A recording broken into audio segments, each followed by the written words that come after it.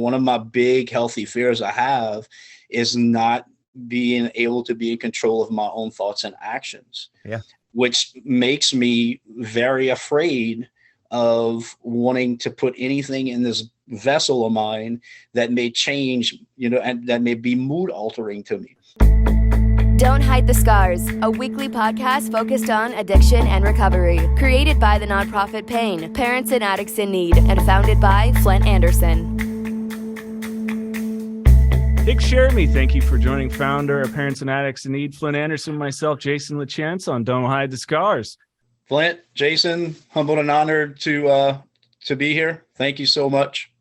Absolutely. Well, I've got a huge place in my heart for you, So I think one thing I would like to go into that I don't think you and I have ever talked about, although I'm aware, and Flindt, you see this a lot with folks that come through either for the Wednesday night meeting or just in general here at PAIN, is that generational kind of addiction that flows through. And you're one of those people that much like myself, a stopper of that, breaking that pattern, and then becoming a parent too, and educating our kids on what this disease is. Yeah.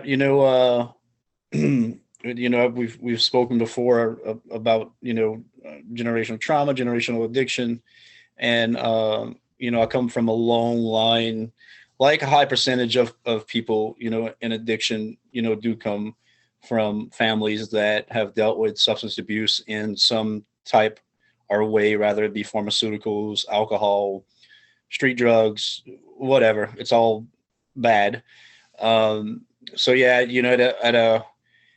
at a young age, I understood the damage addiction caused by experience with my grandparents, experience with my parents, both being under influence and using. And it's crazy because, you get to be an adult and you're very aware of the repercussions of that, spiritually, physically, and all around. And we still, have the temptation to use, and we use, and our lives pretty much become what we've observed and witnessed, which is, it's insanity. It's mind blowing. It's crazy, so at a young age, I witnessed that, with my family. And I never thought that I'd be the one I call it a curse. So I like to call it the curse, to break the curse. Thank God, who I choose to call my higher power, that I was able to do that. And I tried to the best of my ability to set an example, for my children who have been doing great so far. And if they ever cross, take that road, I can just be here for them for the best of my ability. They're very aware of what addiction is. They're very aware of the damage addiction causes, in the world, and then in an inner circle family environment. So hopefully they keep going down that path. I've seen in my lifetime, if it wasn't immediate death due to addiction, it was long-term cause of addiction that I lost grandparents, both my parents. My dad, it was a couple years ago, and that was due through, medical issues he had from not taking care of himself and doing what he did to his body. My mother, 2012, from an overdose. I had an uncle who died of an overdose, both grandparents. I don't think there's anyone in my family that I can honestly say didn't have some kind of addiction. Mm-hmm. And when you start looking back on I can go back to my grandfather, their parents, because back then, it was alcohol. That was the big thing of alcohol. And when you got kind of to my great grandparents, that was alcohol. When you got to my grandparents, you're looking at back 40s, 50s, where pharmaceuticals were a little bit, more easily accessible. Morphine was easily accessible and things like that, So I know when my grandfather got back from the war, opiate addiction was one of his big things. My dad also dealt with opiate addiction and both alcoholism and, not to pinpoint a certain chemical. It was just all about, what we thought, and I'm sure what they thought, feeling good, and numbing whatever they were trying to deal with on life, in life's terms. But I never thought that I would be the one, and knock on wood, so far to break this curse, or at least, put a stop to it. I can't promise you that it may, never happen again with me. I got to take this a day at a time. I think Jason and I discussed this once. My daughter already asked me, she already told me, she said, I'm glad you'll never drink again. And it was one of the hardest things in the world, and they never really, they always go to drinking because I think it was easiest for them to stand beside, the opiates and the other drugs that I was addicted to. But she told me, she says, I'm so glad you never need to drink again. And it broke my heart to tell her that's something that I can't promise. Right. You just can't. Can either one of y'all say, you know what, I'm going to be sober for the rest of my life? No.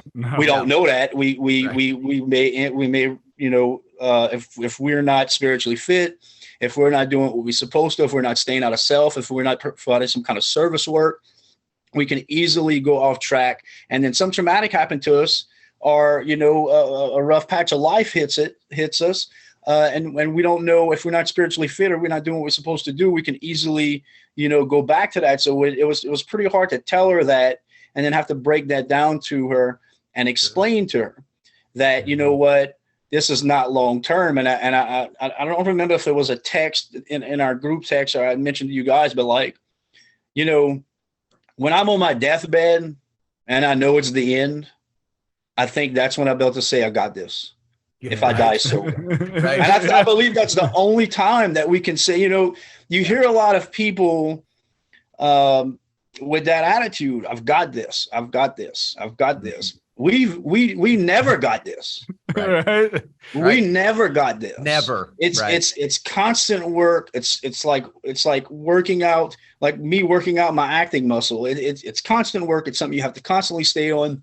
You got to be very aware of it. You got to be very aware of, people, places, things. You got to be very aware of what you allowing in your mind and your heart. You got to be very aware of what you're putting out there. So like, I don't believe we ever got this. And when I take my last breath and I'm sober, I think I'll be able to say, you know what, I got this. Yeah. And it's true. We just don't. One of the things I say is, I didn't use today, or excuse me, I didn't use yesterday. I didn't use today, and I don't know what tomorrow holds. And we don't. And we don't. And for some reason, that makes it a little bit easier on family in particular. Outsiders, they can sort of understand that, but so. But the family makes it a little bit easier to understand. But what you said something, Hick, that kind of rang true with me, and that is, when I'm on my deathbed. But here's the thing. What worries me is that because I've had so many surgeries and the possibility that I might have to have more, I always have that frightened aspect to that pain medication thing, because that is my first love. No question about it. I love the feeling. I love everything about it. Loved it to the point to where it damn near destroyed me. But I have a plan. My wife and I have a plan. My kids and I have a plan. Everybody's got a plan, if that ever has to take place again. But I will say this, and I've told my family this. If I wind up, I'm 68, shit. But I told them this, if I ever wind up in the hospital with a life-ending disease, if it's cancer, whatever the case may be, and the doctor says you've got 6 months to live and this is going to be a painful project, load my ass up. Yeah, I agree, because it's about the quality of life, and if it's chronic and you're done, like I truly believe, if I've ever get to the point of being in hospice, like, yes, please, do that to ease my. And you think it's a thin line, but it's really not. Right. It's about our quality of life at that point, and not about our selfishness and Correct. why we would be putting something like that in our body. I'll share something real quick with you. A couple of years ago, they found something in my blood, and they thought it might have been leukemia, and I had to go in for a bone marrow biopsy. Oh. And it's basically they take this needle and they stick it right on your tailbone into your bone. Yeah. And when I went into the room, now, doctors, right? I mean, I know doctors well. Yeah. I cannot tell them enough times, look, and it's automatically when I go see a new doctor, it's right away. Look, I'm in recovery from opiates and this, I can't have anything mood altering at all, period. Right. And sure enough, when I got in there, they wanted to give me Valium. Yeah. They wanted to give me, I think it was morphine maybe, or Demerol. Yep. Mm-hmm. Okay. And I said, no. And they were like, well, you don't understand really how painful. I said, it could be no. And this doctor, man, he was persistent in me taking these narcotics. Yeah. And this nurse, and I'll never forget her, and I owe her probably for the rest of my life. Because in that moment, I'm like, and as disciplined spiritually that I am, right? Mm-hmm. And in my sobriety, in that moment, I'm like, well, it's a medical procedure, in my head. It's a medical procedure. They know what they do. And then I had to think about them like, elf no, like my pain management doctor knew what he was doing. My other doctors I was getting shit from knew what we were doing. So this nurse, she put her hand on my arm and she said, don't do anything you don't want. Right. And when she said that, I'm like, you're right. She's like, don't, if this is something you truly believe in your heart, and I did. Right. Don't do anything you don't want. And I took that bone biopsy like a freaking man with just topical. Whoa. And it was the most intense, painful pressure that I've ever felt. But, it just goes to show you, when, and I know, man, when you get around these medical professions, we know what this business is about. We know what the pharmaceutical industry is about.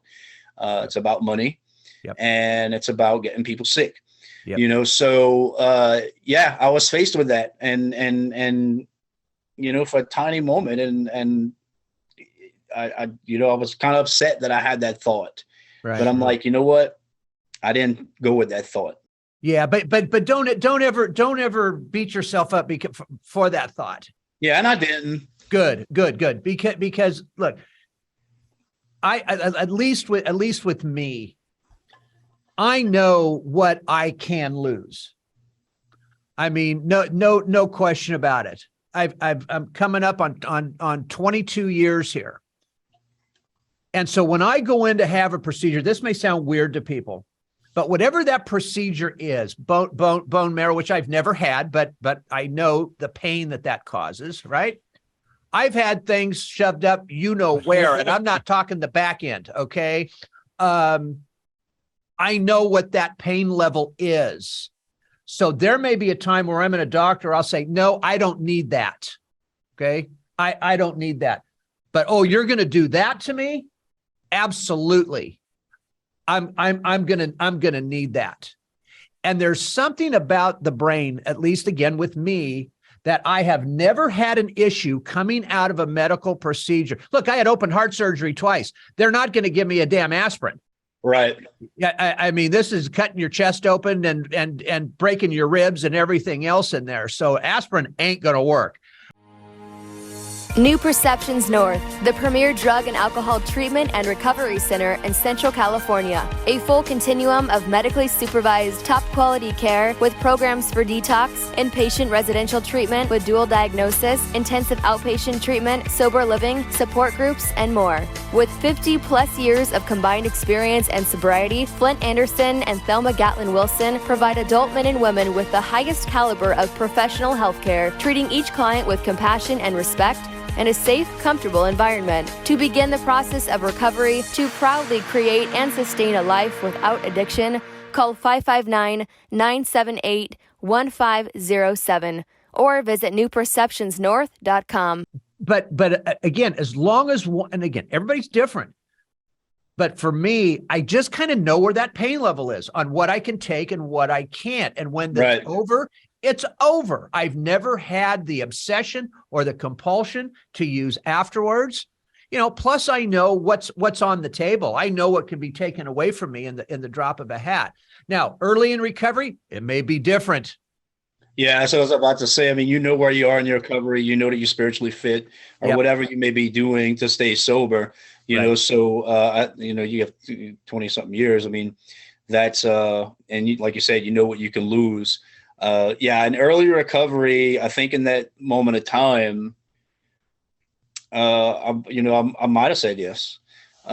Sure. I might have said yes, and I'm pretty sure I'd have been fine after I would have done it, because I'd have kind of woke up from it, and I don't think I would have assessed or with a feeling or anything, because just the being as spiritually fit as I was, but I was like, I don't want to.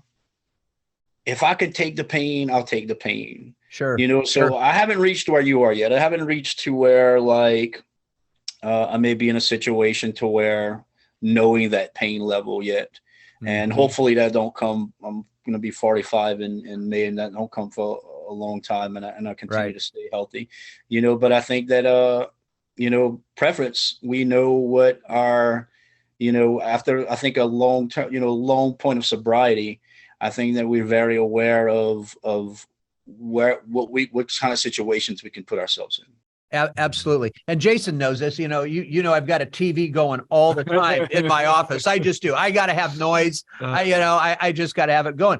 And this is so not weird, but kind of that we're talking about this, because I had something going on in my office before I walked in here, and it was showing the scene of a guy waking up from a surgery, with that groggy look on his face.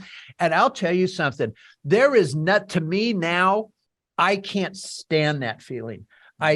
There is something about waking up from that surgery and you've got all those drugs inside of you, and I just want to vomit when I even see it on television. I told my wife one time, I said, seriously, dear, I said, if I have to have another surgery, I may just end. I'm teasing, but I just may want to end it all, because I don't want to go through that. Yeah. I don't want to go through that feeling of, oh God, I mean, it's sick. But aren't those reminders sometimes? You warned me of this, and Hick, we talked about this, the lucid dreams where you wake up and you're like, oh my God, in your dream you were using. Yep. But for me, like, I binge watched that show Euphoria. Oh, talk about fucked up. But as like a storyteller I'm not Hick good actor, but did some acting. Is like, I have to see this show. And it was like, oh my God, there were so many moments in it where I had that feeling again of just discomfort. And at first I'm like, I can't watch this show. And I went, no, I'm thankful, because it's a good reminder of how it could go. Yeah. And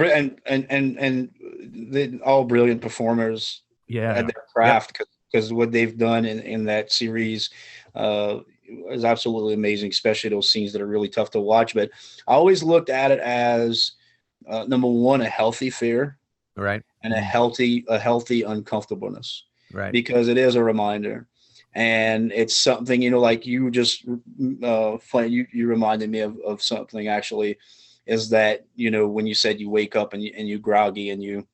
I think that's I think you not wanting to feel like that is very healthy. Absolutely. I mean, it's a very healthy fear to have. One of my big healthy fears I have is not being able to be in control of my own thoughts and actions. Yeah.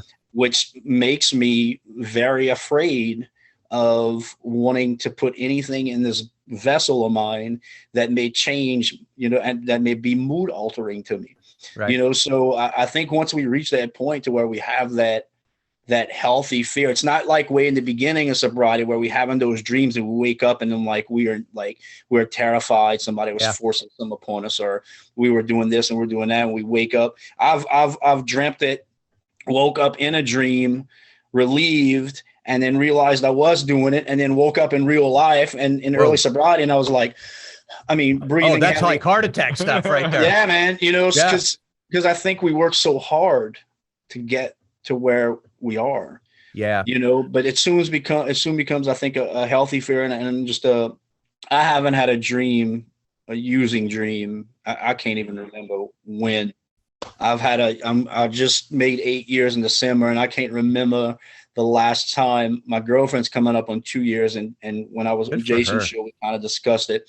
She has had dreams early on about it, and it was nice for Jason to share when we were discussing it with her, because she was actually in the room, because she's my partner, and I could say, oh yeah, I had that at the beginning of sobriety, and to hear like someone else talk about it, I felt really good that she was able to hear that, and that, it's a normal thing for people like us, and that, so thank you for that, Jason, again. Of course. You know what, Hick, here's another thing to maybe you might want to dive into a little bit and look towards. I'm going to tell you one little story first, but one is have you ever seen the movie The Basketball Diaries? Yes. Okay. Those scenes where Leonardo DiCaprio is going through withdrawals. Yes. And he's in that front yard in the snow, and he's basically shit himself, and he's passed out, and then he's in that room. The reason why I bring that up, is that is what's called a picture reminder for myself. We as humans can think faster in pictures than we can verbally. If somebody's talking to us, we, and trying to understand, we can think faster if we're actually looking at a picture. So I have several pictures in my head almost all the time. Whenever the thought, the act, the going to the doctor comes up, and I have two pictures, one of each son. And and those pictures of my two boys are the looks on their faces when they asked me years back if I were using, and I said no, and I was lying to them. And then the looks on their faces, they knew I was lying to them. To me, that is a very, very powerful image. So every time even though I know I'm not going to get something from the doctor, because all my doctors know too. Hell, I mean, I do what I do. Everybody knows, right? But those pictures are front and foremost in my head when I'm walking in there. And that is just a very, very good reminder that I dare not go back to where I was. Yeah. Yeah, who wants to go back to cold sweats and cold shakes and diarrhea and vomiting and needing a chemical to wake up in the morning to shave or to eat or to not have to use the bathroom on yourself. Right. How sad were we and sick, and I like to call them normal people who's had the luxury or essentially luxury, but we're lucky enough to never been down the roads that we've been down, to know the suffering that our souls and bodies have endured during those times. So I do think about, my kids are front and foremost, and we had instances just like you had instances with your children, where I remember my daughter, for about 2 years into my sobriety, she would always smell my breath, because I ended as an alcoholic. I ended addicted to alcohol. I was an opiate abuser for close to 20 years and every other drug, but opiates were my thing. And I shared this with Jason once. I had in 2011, I quit cold turkey. Oh. And at that time, there weren't fentanyl pills and none of that. It was a lot of pharmaceuticals.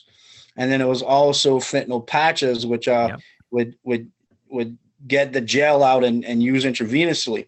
Right.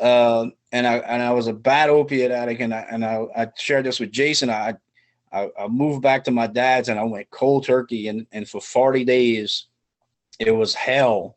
Mm. And I decided to pick up alcohol to help me, because it's like the dope sickness would not go away. It would not go away. You would think 40 days, and I'm like, my brain was so rewired, and I picked up alcohol. So in the end, I was just a full blown acute pancreatitis, fatty liver alcoholic. Wow. And I remember my daughter, for 2 years, she would come to kiss me when I'd see her, and she'd smell my breath. Mm-hmm. And it talk about a ton of bricks, man. And, a ton of bricks to the chest, and we had discussed earlier the, generational, ancestral, and about 9 months into sobriety, we were driving one day, and she says, she's like, your dad and your mom were drug addicts and alcoholics. I said, yes, this is a 9-10-year-old kid. And she's like, your grandma and grandpa? I was like, yeah. She's like, and their parents? Like, yes, and that was when I realized that I broke, or was in the process of trying to break this curse. She says, and you're a drug addict and alcoholic, but you don't do drugs and drink anymore. And I said, no. And she says, well, she said, then I don't have to be. And when that registered, it took me a little while. I was speechless, and I don't know how I continued to drive normal. Right. And when it actually registered, it's like this little girl who's seen her father in such misery and pain, and knows this is a long line, as she thought that she had to be that. Yeah. And she's realizing that since I don't have to, she don't have to anymore. So to hear that from a 10-year-old, and you can ask Jason, I have a very close relationship with my children, and to hear that from my baby girl, was that's special. Yeah. It was tough. Sure. It was tough, but in hindsight, looking now, like, how special was that realization? And that was more motivation for me to continue. I'll never say I got sober for my children, or for my family, or for a girl, or for, I had to get sober for me. If getting sober for someone else would have been so important the day them kids were born, I'd have got sober, and I didn't get sober, I was sick. Right. So man, these things happen, and we're able to stop this vicious cycle, right? We live in this vicious cycle. We have been derived from a vicious cycle through generations. And then we have the choice that we can put an end to it if we want to, we want to, not nobody else, like us, If you or a loved one is struggling with addiction, please call Parents and Addicts in Need at 559-579-1551 or check us out online at painnonprofit.org. Follow us on social media at Pain Nonprofit. Please subscribe to the podcast and share with others wherever you get podcasts and on YouTube. To donate, please click the link in the description and help us save more lives gripped by addiction. Let me ask this real quick. You talk about that, and starting that way made me think of a conversation I had with my dad. And I went, I understand you now more that I'm in recovery. And I was very aware, much like yourself, seeing my family, very late bloomer, as you both know. And I thought about it, like, so we know the opposite of addiction isn't sobriety, it's connectivity. And I wonder in hindsight, like, if I was really trying to connect and understand my dad and those in my family a little bit more subconsciously, like, I get them all now. I get the uncle that took his own life. I get, connected to it. Like, I get it. Like, I'm connected to it in a really screwed up kind of way. So I wonder at times, like, was I looking to really subconsciously understand these things more, these traumas more? Yeah, I mean, I don't know. Have you ever, in retrospect, thought about that?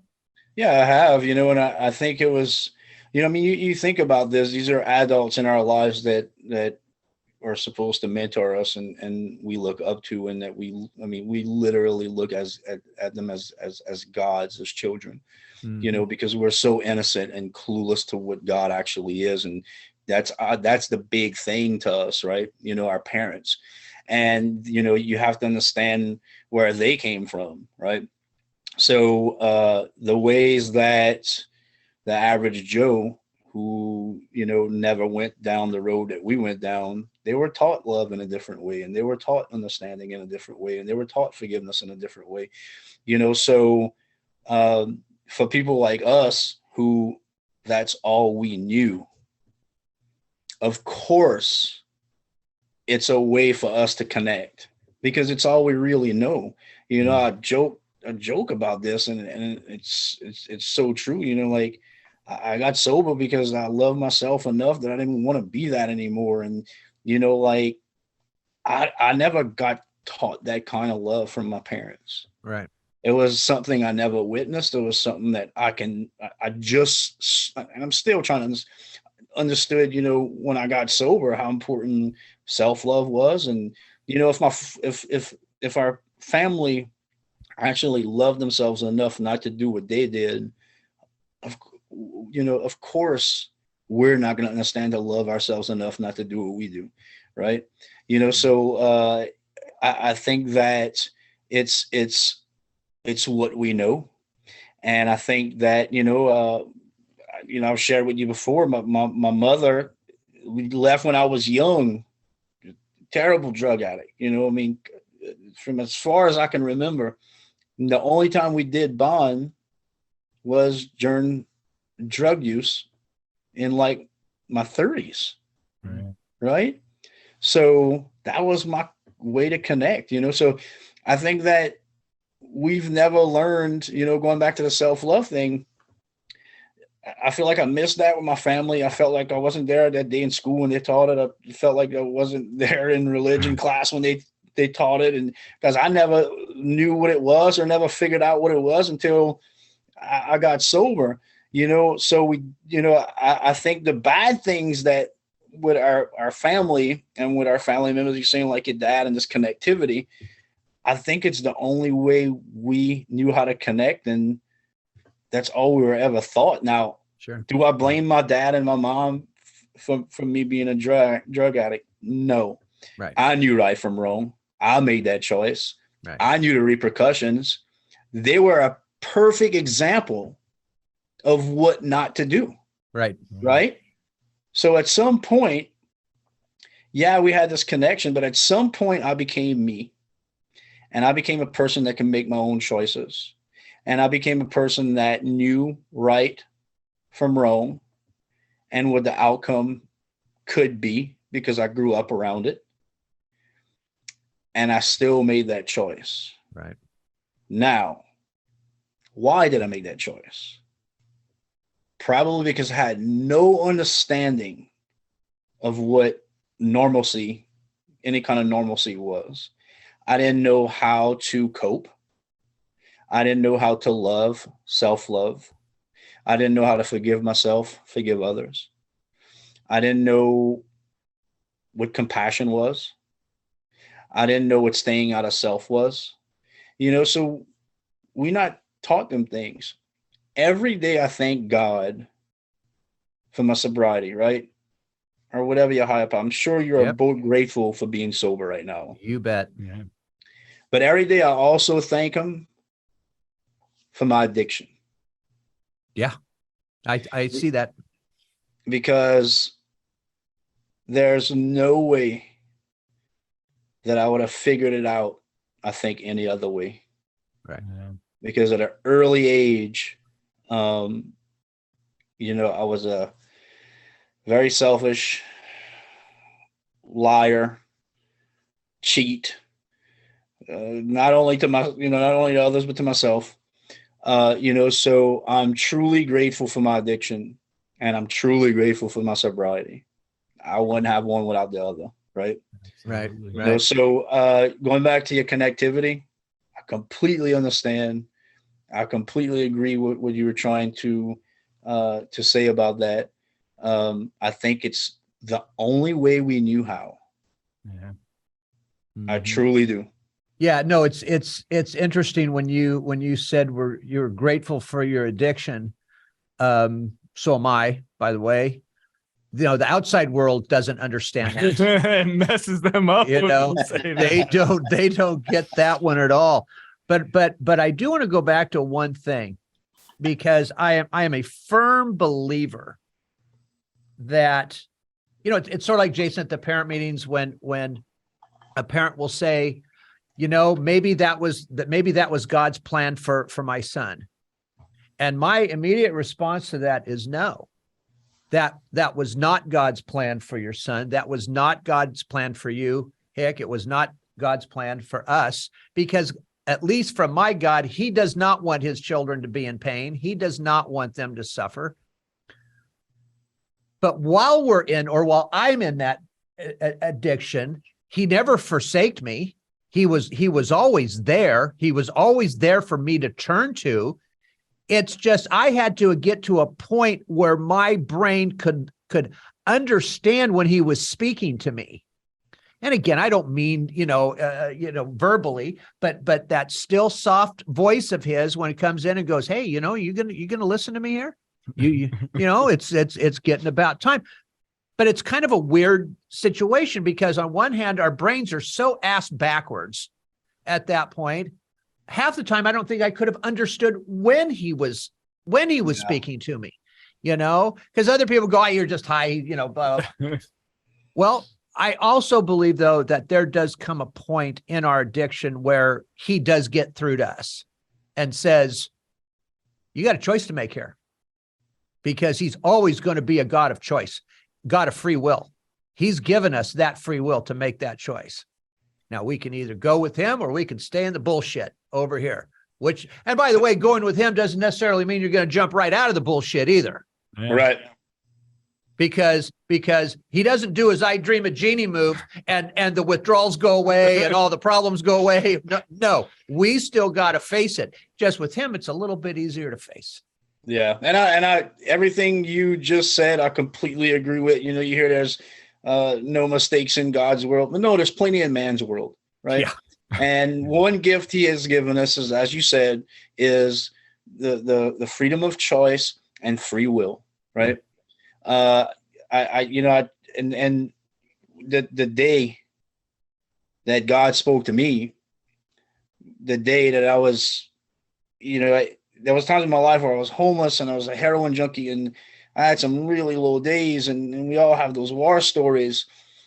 But I was sitting on a Monday morning in my garage drinking vodka, and it was like right before Christmas, and I went inside. And I never felt so alone in my life. Yeah.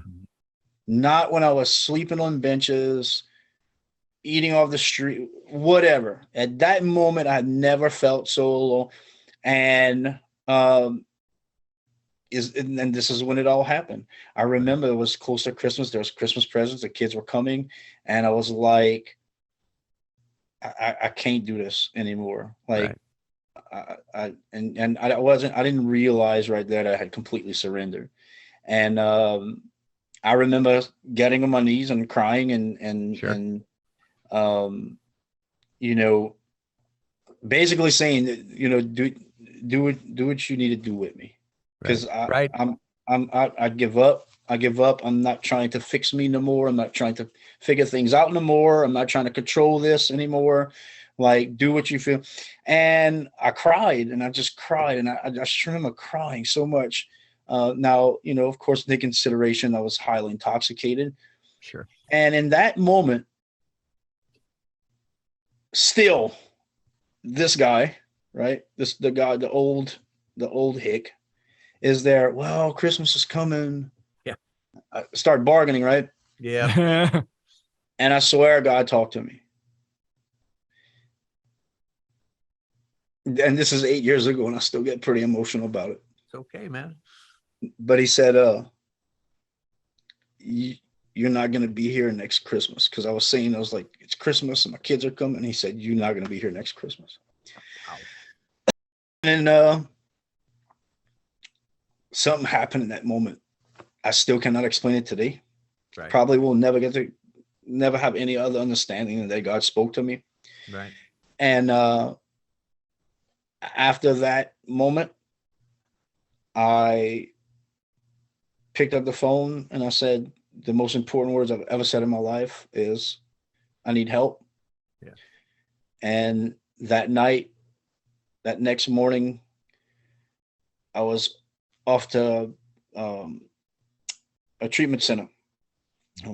Actually, Chris Herron, the Celtics basketball, was a treatment center healed. And here I am 8 years later. That's you know, beautiful. but I truly believe that God was with me the whole time, even at my lowest.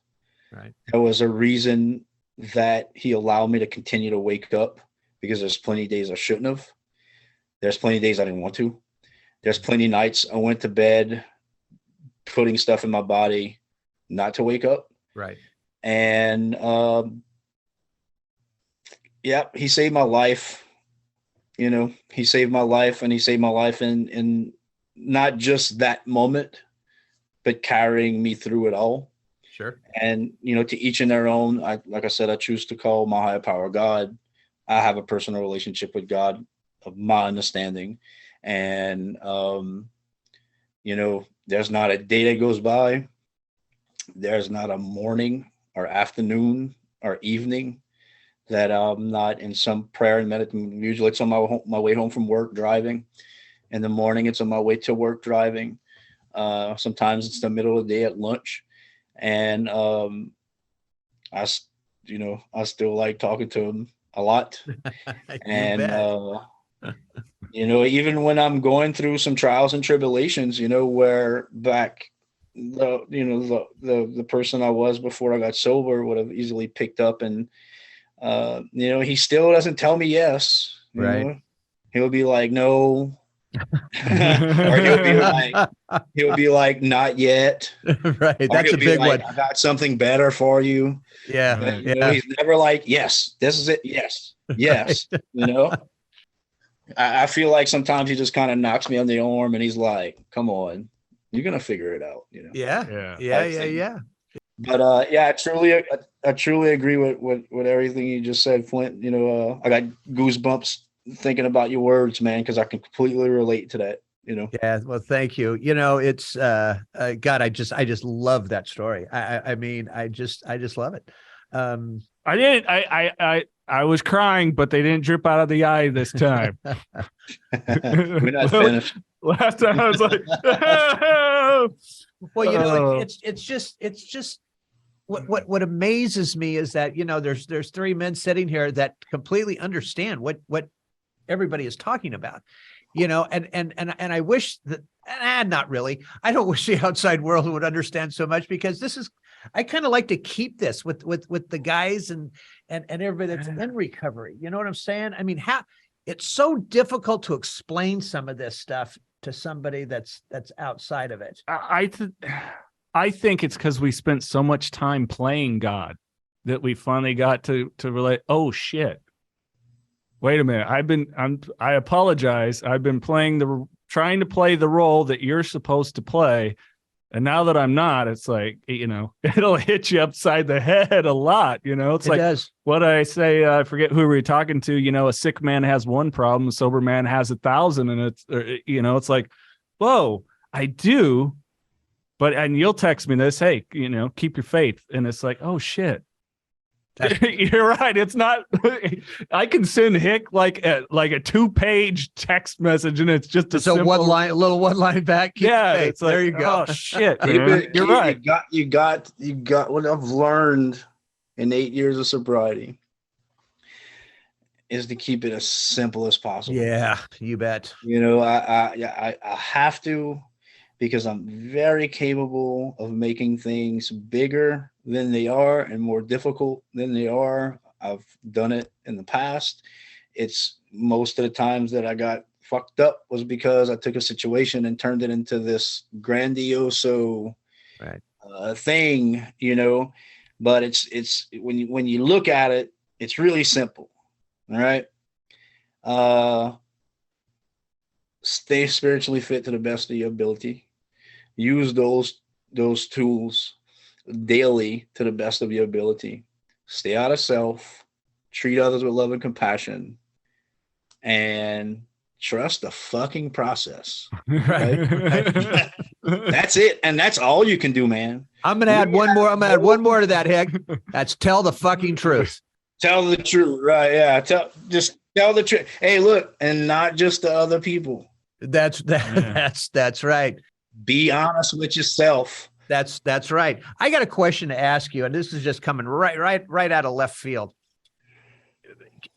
Do you think there's a difference? I look at different parts of the country when it comes to addiction, and is there a different lifestyle, let's say, do you think in the South than there is in the West, or that there is up north, or there is back east? I mean, because I see, because of what I do, I see different areas of the country and how people are even talking about sobriety. It all comes kind of back down to the same thing. But I look at people's upbringings, and it always seems like there's, in one part of the country, it might have been alcohol. Another part of the country, it might have been the prescription drug thing. And the reason why I'm bringing that up is because, the prescription drug thing started so it was all over the country. But with Purdue Pharma, all that came out of Appalachia. Coal miners. Yep. Right. And so I'm wondering, as that area got so addicted to this stuff, was this because, again, that work just stopped? Did they have generations of addicts and alcoholics in their families? I'm just interested. I mean, because nobody's ever given me that explanation. Well, I think that, like when you talk about, let's say we are talking about the Appalachian, area, the Appalachian, you're looking at Virginia, West Virginia, North Carolina, and basically the Appalachian Thruway. Correct. You have a generation there, and I actually got to spend 5 years in Asheville, North Carolina. So I learned a lot about, the history up there, and I'm a big bluegrass fan, and right. A lot of moonshiners up there. So, it all started with alcohol, right? Yeah. We all know that was probably, besides medicinal plants, that was probably the beginning of how we treated ailments, which could have been legitimate ones, or just we wanted to suppress shit and numb ourselves. Sure. So if you're looking at that part of the country, I truly believe it started out with moonshine and alcohol, and then the old saying, they found an easy and easy and softer way. Yeah. Oxycontin was invented they were actually given to these coal miners who they were targeted. These coal miners who had suffered some serious physical injuries in the line of work that they were in. Right. I know it happened here at a certain point because of our oil field guys, but our culture here in the South, all derived from alcohol. Right. Drinking is very sociably acceptable here.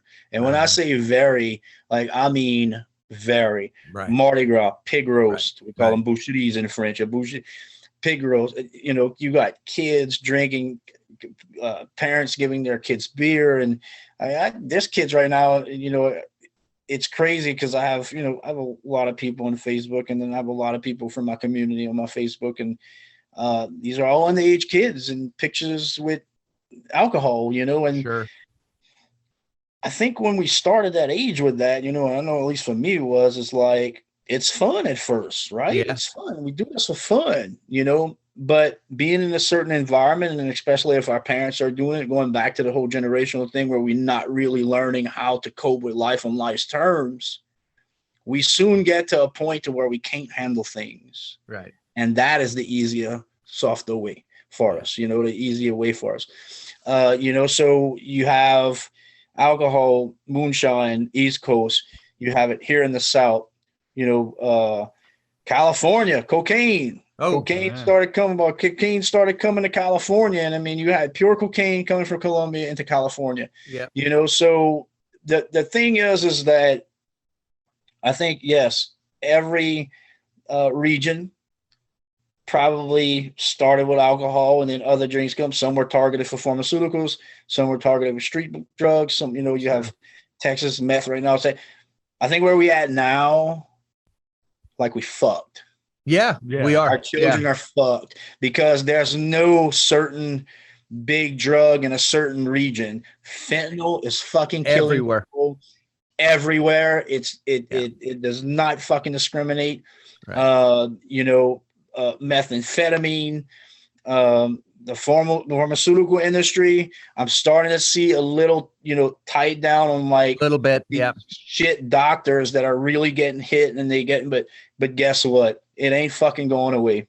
No, it's Going not. away at all. And I think, like we were talking about, different regions and stuff. Like here, I'm looking at your sign right now behind you. Don't hide the scars. Right. I grew up in the South. You had a problem. You didn't talk about it. Right. You didn't talk about it. And then after you fixed the problem and you became sober, you still didn't fucking talk about it. Still didn't talk about it. Right. Unless you were in a room with old men and there was like 20 fucking pots of coffee and cigarettes, and that's when you talked about it. Right. And, I chose, and this is the only way I think we can really be proactive. This is what you two guys are doing right now. Mm-hmm. I chose when I got sober, and I went into an AA room with a bunch of old timers who knew my father and my grandfather, and there was a tight circle of men. You bet. And you didn't discuss this shit outside of them rooms. Mm-hmm. And I knew that I wasn't going to be that, because if I'd have had something like this, I remember the first time I was touched by a story of drug abuse, and I was still actively using. And I just so ended up at this treatment center is when I seen Chris Herron's 30 for 30. Right. Right. For some crazy reason, some ESPN special Right. made me feel that I wasn't alone. Exactly. Would have never thought in a million years, right?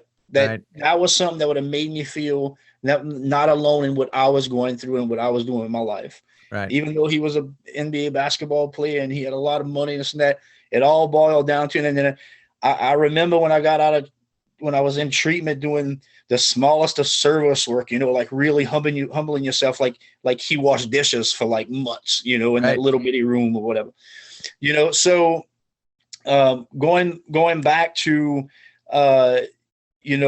where we were talking about the different, regions and the whole epidemic. Getting back to that is, I don't think it's broken down anymore. I think it's an epidemic that is out of fucking control. Right. I think that what you do with this show and what I decided to do when I got sober, to go ahead and show my scars and put my shit out there. Right. Humbly put it out there, but put it out there and be very open about who I was, what I did. I'm not knocking the privacy of the rooms of Alcoholics Anonymous. I got because Alcoholics Anonymous with God saved my life. Right. 90 meetings in 90 days. Nope. Right. I did more than that. I'm an addict. Right. I was going constantly. But I feel the only way to be proactive is to get our stories outside of those rooms. Sure. Because if we can touch someone and they can, and it may help, it may not help, but I knew from day one that this was something I wasn't going to hide, because in sobriety, we are supposed to be honest about who we are. And we are supposed to be honest about where we come from. Right.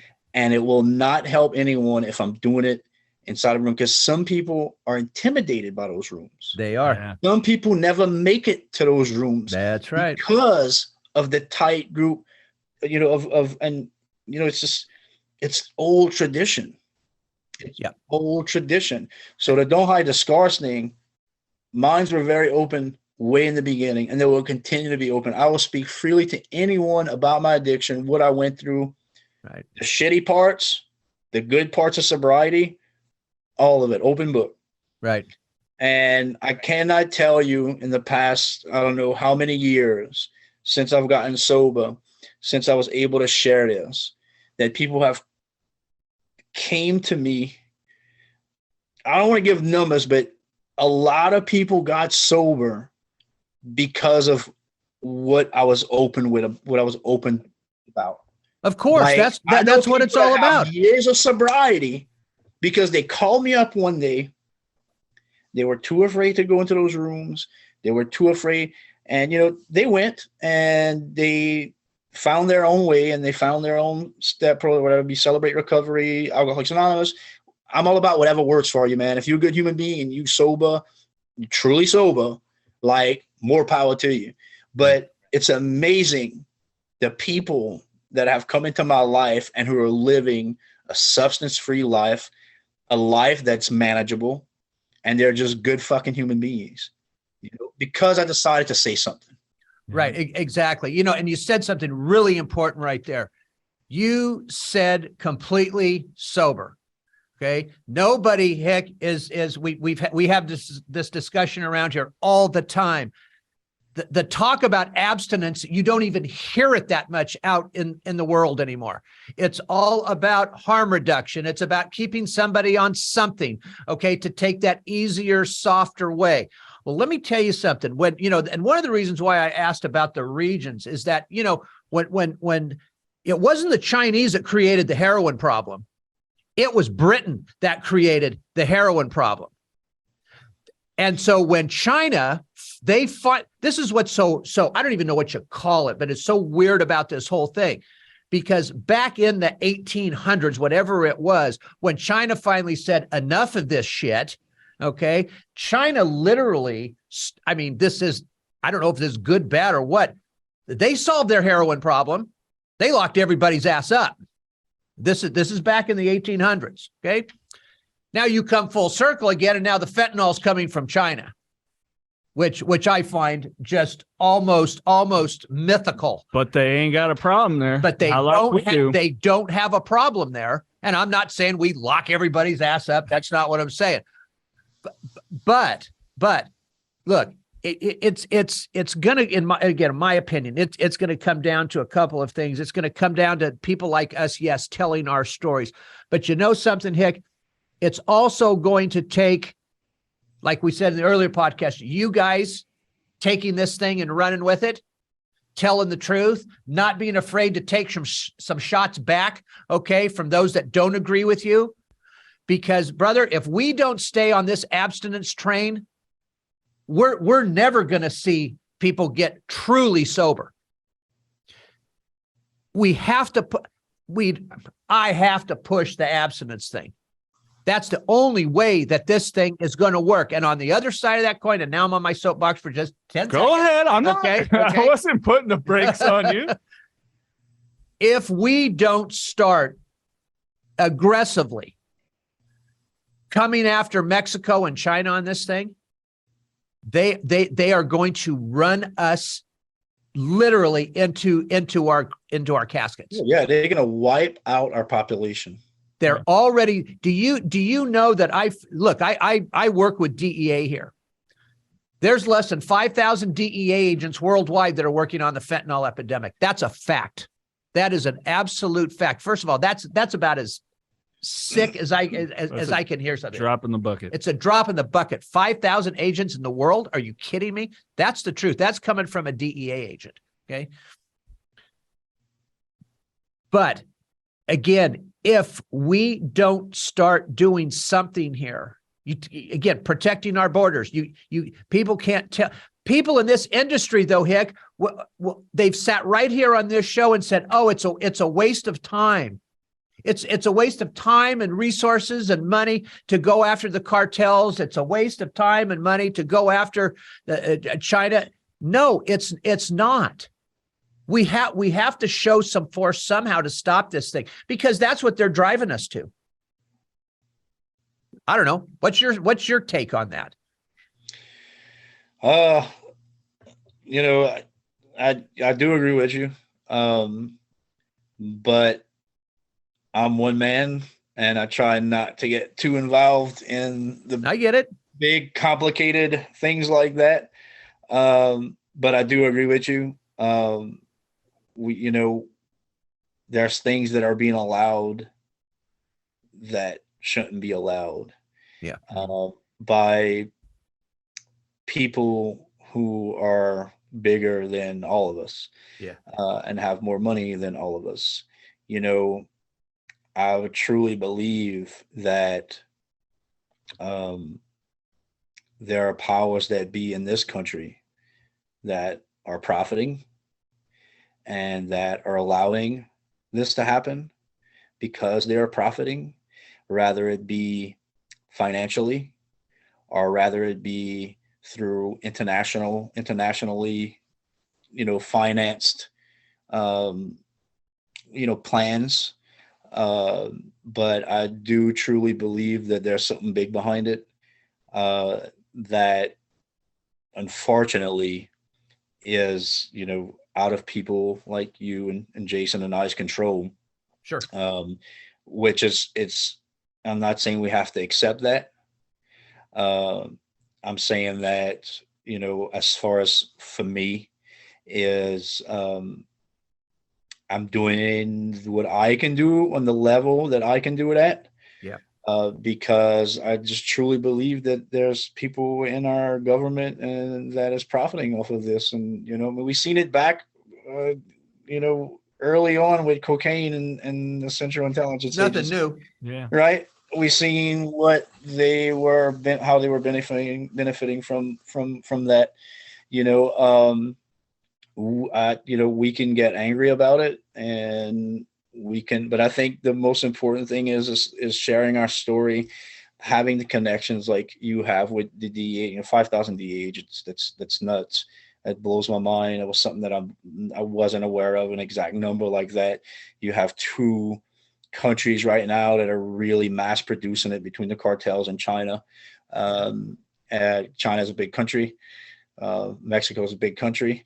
And we all know who runs that country. And we all know who runs China, right? So I'd love to say that our government's and the administration is doing a great job. Unfortunately, they're not. They're not. And unfortunately, somebody's profiting off of what's happening to our children, right, and our children's parents. And, for every person that doesn't wake up tomorrow on fentanyl, it's sad to say is a casualty of war for, profiteering. Yeah. No, you're since the beginning of the war on drugs. Yeah. It's been that way. It's been that way if you sit and anybody that doesn't like to go, follow the money. Oh, that's bull. Come on. Let's start waking up. Right. Let's start waking up to that. But fact, I think it's a sad reality that it is so much bigger than you and myself and Jason and, people who have come out of the good end of it and are sober. So I think it's the same as religion, we can only practice, compassion and love towards one another to the best of our ability. We can't do it in the number of thousands right now. Somebody may come up with a really good solution once we can get these crooked motherfuckers out of the seat that they sit in. Yeah. Unfortunately, we come from a long line in this country of crooked motherfuckers. Yeah, we do. Who always gets a chair, right? And who lies to our people and right. I don't like to get too big into politics, but I love my country. Yep. I love my country very, very much. I've gave a lot of sweat and blood and tears for my country. But it's in a sad state. Yeah, it is. Yeah, it is. I agree. Yeah. Mentally, emotionally, spiritually. All of it. All around. Yeah. Yeah. Let's talk some fun stuff. I mean, I just watched you on Apple TV in a movie with Will Smith. We got to at least talk like 5 minutes of acting because you are busting your ass out there and I'm proud of you. That's cool. Thank you, man. Thank you. I've been truly blessed with some really good opportunities, look for me in the Super Bowl. I did a commercial for the He Gets Us campaign. I don't know if you guys are aware of the He Gets Us campaign. It's if you go look up He Gets Us on YouTube, it's a campaign where they are trying to simplify what Jesus was about. $100 million campaign. They bought 2 ads for the Super Bowl. I was lucky enough to get casted from a live audition as a lead in it. So I'll be in a commercial in the Super Bowl. But yeah, man, I've just been staying busy with auditions. I was just in the AMC TV series, a co-star role in Anne Rice's Mayfair Witches, and we had Emancipation. I've been doing a lot of commercial work. And now since the beginning of the year, I've been pretty blessed because right now the industry's really slow, and I'm talking to a lot of other actors who are maybe had 0 or 1 audition since January 1st. And I believe I'm like on my 14 audition. So just got to keep chipping away at it. I honestly wouldn't have the opportunities that I have without God and my sobriety. And I'm pretty honest. Sure. I'm pretty honest about that. And I think probably, because of my sobriety, I'm able to have the thick skin that you need in this industry. And then going back to, I always leave it in the man upstairs' hands, and it's like I said, never a yes. Never a yes. It's never a yes. If there's something's meant for me, it's meant for me. And you have a lot of actors who take that shit hard, man. And I do an audition and I walk away from it. And if I hear something back, I hear something back. If I don't, then you know what? I'm gonna do what I gotta do for the next audition. And you have a lot of people who struggle with that, but I figured out real quick. I'm a hard ass. You can ask Jason because we're in a group text. I'm a hard ass when it comes to sobriety. I'm also a hard ass when it comes to that kind of shit too. It's out of our control. It is. Yeah, I've got a son that's an actor in LA, and he's been there he went to school for it in New York, and he moved out to LA. I don't know. Gosh, time flies, but maybe 10 years ago. And he's the same way. I mean, he's gotten some commercials. He was actually out in your neck of the, but it was in Georgia, I think. Common place for production. Yeah. He was doing something. What was the I don't know. It doesn't even matter. But no, he's got your attitude as well. If you get the role, you get the role. He figured out real quick. Because he also likes the production side of it. He likes directing. He likes all of that. He says, Dad, he goes, listen, I'm never going to be Brad Pitt. Those guys are 1 in a million, it's lucky. So I better have a job that actually pays. I go, yeah, no shit. Cause I'm running out of money and I'm tired of sending you money, So. I got to share the only audition that pissed me off that I didn't get. And here I was at the time, completely broke before I got sober, going to San Francisco all the time, 2 hours each way in a totally piece of shit car.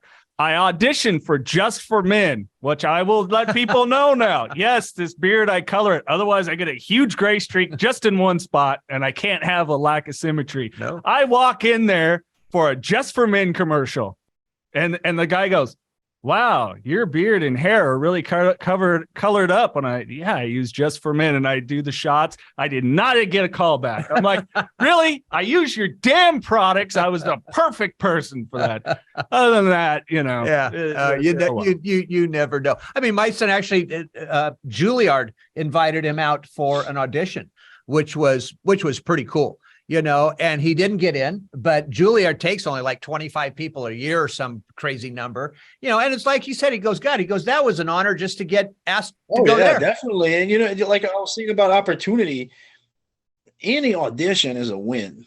You bet. Man. I mean, the reality of it is 11%, and there's millions of them, 11% of actors are actually working actors. Absolutely. That's right. 11%. That's right. That includes Tom Cruise. Well, right. I'm talking about 11% are working actors.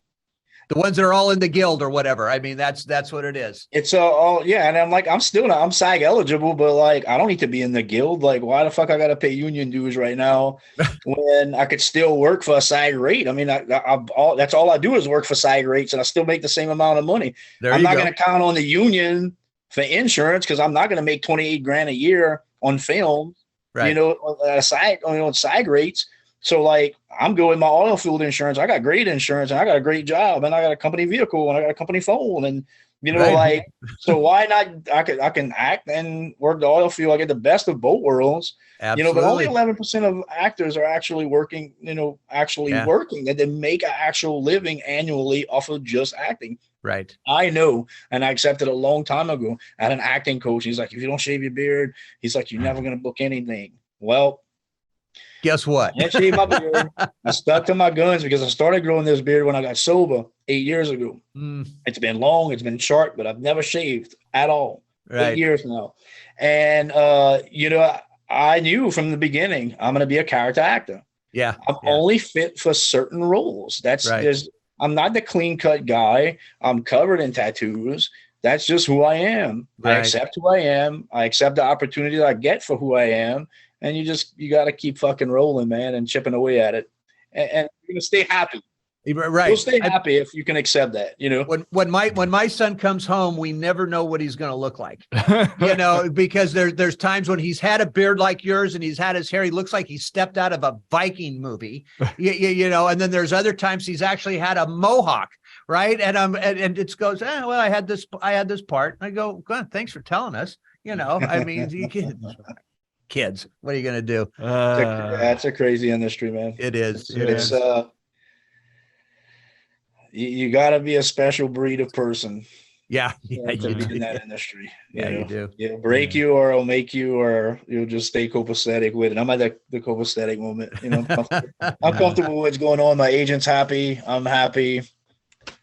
My bank account's happy. Right. Yeah. There you go. I've been listening to Bryan Cranston's autobiography, and I know we need to close here, but I thought it was real interesting because a lot of people don't know his dad was like a D-list actor, you know, failed and everything else.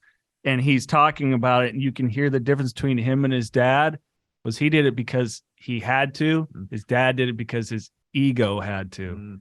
And it's kind of like, you know, getting to know you. I always wonder, God, if Hick, maybe if he started acting beforehand, you might have been a story of tragedy. We don't know, but yeah. I always think about that, man. If I started in my 20s, but shit, I would have had the discipline or the what I have now to be where I'm at now as an actor in this craft. And Cranston, I was blessed enough to have a scene with Cranston, and I was blessed enough to work with Cranston, and brilliant, amazing human being.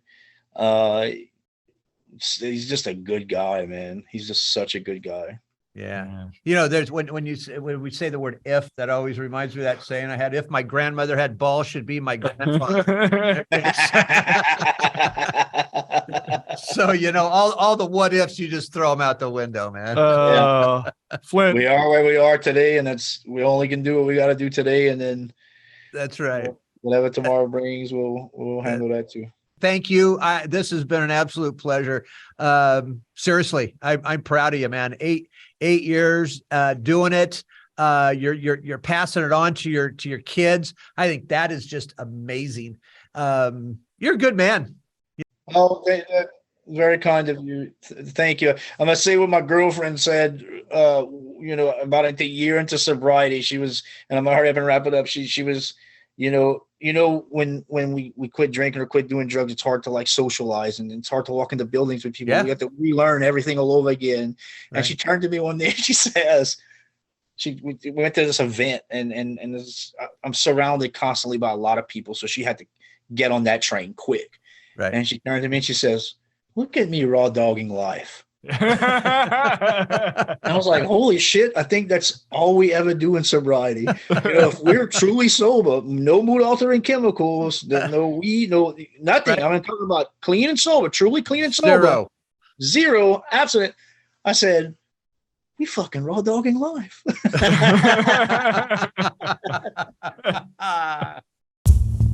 If you or a loved one is struggling with addiction, please call Parents and Addicts in Need at 559-579-1551 or check us out online at painnonprofit.org. Follow us on social media at Pain Nonprofit. Please subscribe to the podcast and share with others wherever you get podcasts and on YouTube. To donate, please click the link in the description and help us save more lives gripped by addiction. This podcast contains the views and opinions of hosts and their guests to the show.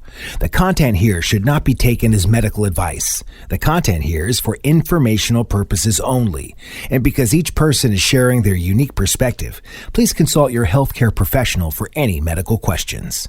Views and opinions expressed in the podcast and website are our own and do not represent that of our places of work. While we make every effort to ensure that the information we are sharing is accurate, we welcome any comments, suggestions, or correction of errors. Privacy is of the utmost importance to us. For those wishing anonymity, people, places, and scenarios mentioned in the podcast have been changed to protect confidentiality at the request of certain guests. This website or podcast should not be used in any legal capacity whatsoever, including but not limited to establishing standard of care in a legal sense or as a basis for expert witness testimony. No guarantee is given regarding the accuracy of any statements or opinions made on the podcast or website. In no way does listening, reading, emailing, or interacting on social media with our content establish a doctor-patient relationship. If you find any errors in any of the content of this podcast or blogs, please send a message through the contact page.